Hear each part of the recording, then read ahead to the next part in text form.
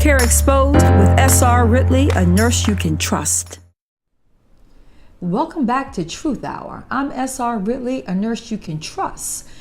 Now, today's episode is going to be a recap of something that's going on in the news and a spinoff of Dr. ZDogg. Kaiser Permanente believes that using a robot to deliver terminal information is the correct thing to do. Now, Kaiser Permanente is bargain Betty insurance at their most. On the West Coast, Kaiser works. On the East Coast, other place, yikes, I don't think so, not too much. Now, Dr. ZDogg, you've heard from a physician, now you're going to hear from a nurse, since Kaiser had their pseudo nurse give a press conference or an interview to the news media that was quite dismal. I want you to hear from a real nurse, a nurse you can trust. Now, Dr. ZDogg is what I call a two-headed corn. He's a TD, typical doc, kind of talks out of both sides of his head. Don't think he really did his homework, which is what he accused the media of not doing. Was kind of disappointed. Now, I was introduced to Dr. ZDogg by a nurse friend of mine for 20 plus years, ER, ICU trauma nurse, excellent nurse. And I was excited about Dr. ZDogg. I thought we were speaking the same language. He talked about moral injustice, moral injury, and that's exactly where I am at this point. So when we finish today, you're going to know why, if you don't already know, a computer should not ever deliver terminal news to medical news to a patient, why that's inhumane and what you can do about it, okay? So let's get down to it. Patient is in Kaiser Permanente's hospital on the West Coast because they have an actual hospital. And this patient's dying. Okay? He's in his 70s. And Kaiser had already had a meeting. So when in any hospital, when you are considered to be terminally ill, what usually happens is they have a family meeting with all the disciplines and usually even a chaplain. And this meeting is to kind of discuss the options of what's going on with you and where they see you're going medically. But please remember that medicine is an art form, okay? We do not know the end all. I have seen plenty of miracles. Anyway, this particular patient, they had already had a family meeting. Now, and then this particular day, I guess they were given an update. And when they give an update, when I read and the video I actually watched, the granddaughter actually videotaped the whole incident. There was a nurse there. Now, I don't know what kind of nurse she was. You know, like I told you, you have nurses today that just show me the money. They're just robots. I don't know how she was trained, but she didn't really have any empathy for the patient. She didn't try to speak up for what was actually going on. Dr. ZDogg, the Dr. ZDogg, stated that the media got it wrong, right? That he spoke to his friends over at Kaiser. Now, before we go into exactly, you need to understand the camaraderie that physicians have. 95% of physicians will back each other up, even if the other one is taking off the wrong leg, the wrong ovary, about to kill a patient. They have a bond like a newborn, like a mom has with her newborn child. It is unbelievable. And I thought Dr. ZDogg was a little different, but I see he's just a TD, typical doc. So where Dr. ZDogg was wrong was that, and I'm gonna put his link below down in the description so you can go back and watch it and refer to it. When they wrote this computer in, a doctor kind of pops up and he's speaking to the family member. So in one of the videos I told you that we have to take in your core mobilities. This is a part of critical thinking, okay? The patient was hard of hearing.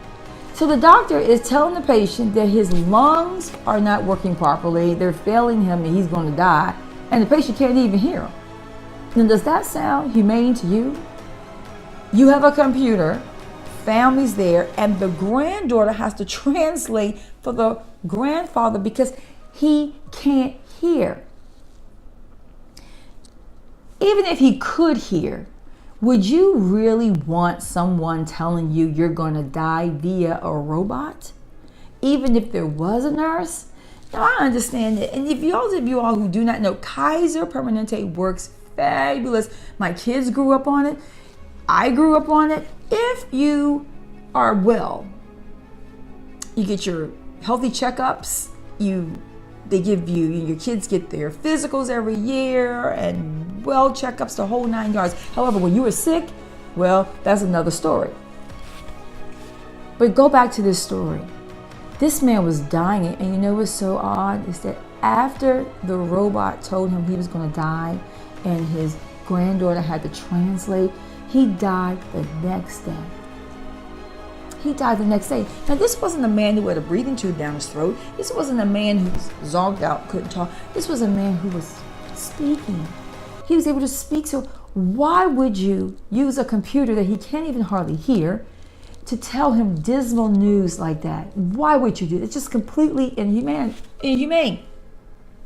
I spoke about this on social media and got about 95% positive reviews. I had one interesting individual who didn't quite get it.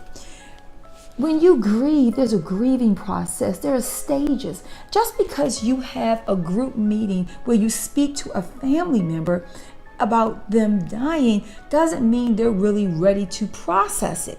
One ER doctor under Dr. ZDogg's comments said that when he speaks to family members in the emergency room and he has to tell them bad news, that it doesn't matter how he does it or whatever, that they don't take it well. True, but I'm quite sure that they appreciate two things. They appreciate him actually making them feel like a valued individual and actually coming to the room and speaking to them.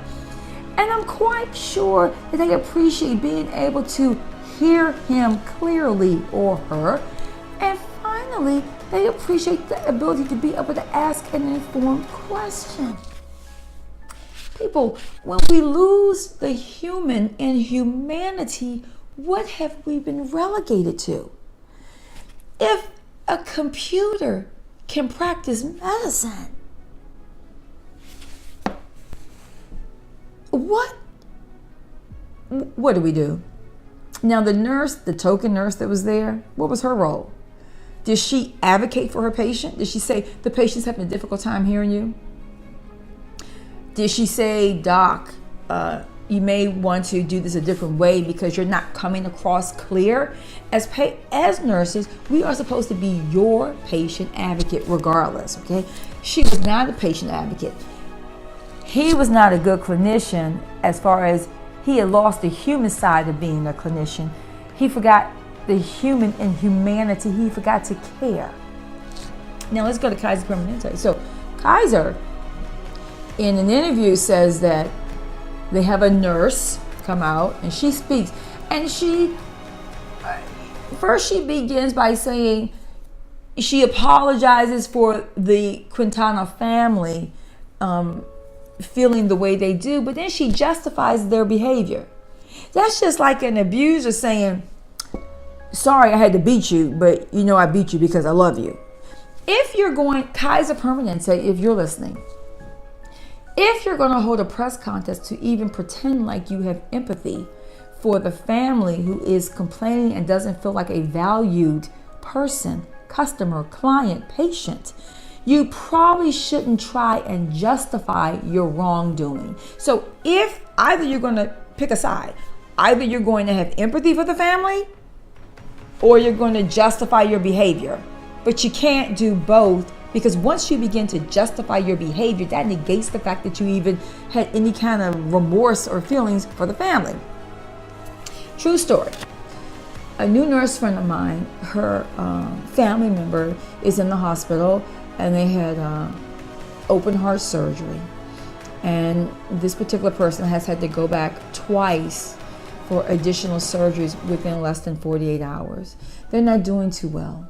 So I asked her, because a lot of, under Dr. ZDogg's comments, a lot of them are from healthcare clinicians. I don't know what kind, I don't know where they went to school, I don't know where their emotions are, but I asked her, even if the family, you guys had a family meeting, would you want, right now at this stage, would you want a robot to roll into your loved one's room to tell you and the family, to inform you that of his outcome? that he may be dying or that he's dying? She said emphatically, no, I would not. Now, what I want Dr. ZDogg to do is not to view this as a clinician. Try to view it as a human being.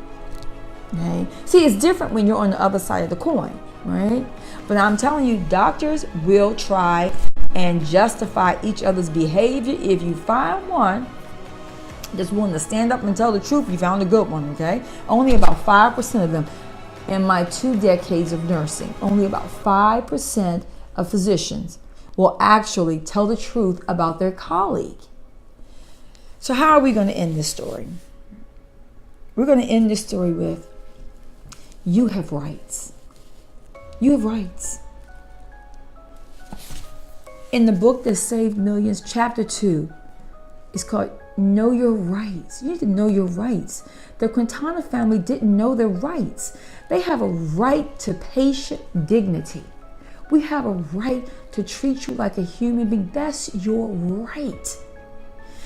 This is why I tell you, you have to have these tools. You have to have them before you need them, because there was a recourse for the Quintana family. Moving forward, if you go into a hospital and information is not being delivered to you the right way, remember that you have choices. You have rights. Remember my motto, help one, teach one, save one. What a great and powerful nation we would be if Kaiser Permanente had only honored this with this family. Thank you, and see you next time at Truth Hour, Healthcare Exposed. I'm SR Ridley, a nurse you can trust. Thank you, and see you next Wednesday for Truth Hour, Healthcare Exposed. And don't forget to click that button now and subscribe, comment, share, and like. And then I, SR Ridley, a nurse you can trust, want you to get mad and hashtag My Life Matters and let healthcare know that you are not going to take it anymore. Because in healthcare, all lives matter. Are you safe in today's ERs? Next Wednesday.